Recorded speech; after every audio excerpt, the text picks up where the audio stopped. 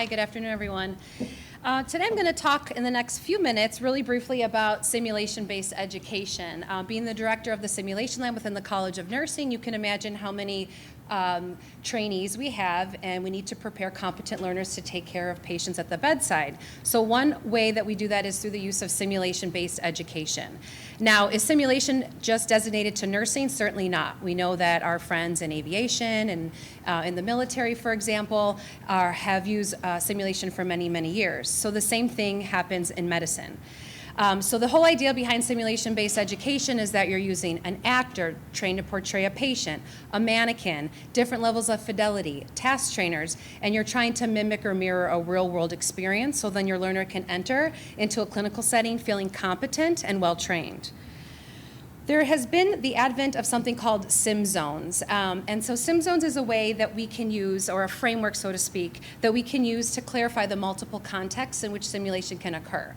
I just listed that we can use mannequins, actors, task trainers, but certainly we want to enable longitudinal learning, so a way to do that is through something called SimZones. This will allow educators to use more of a goal or ladder rung philosophy. So you have your learners start at the most basic level, zone 0. That's that requisite knowledge that your learners would enter simulation with. Then you would move on to more foundational instruction, so that may be more deliberate practice. So maybe in zone 0, you're talking about blood flow. Well, then in zone 1, you're teaching your student to actually take a blood pressure or auscultate a blood pressure. By zones 2 and 3, you're now moving into simulation. Zone 2 provides the learner with more feedback. And by zone 4, you're creating that competent learner that can then go into the bedside and demonstrate their expertise.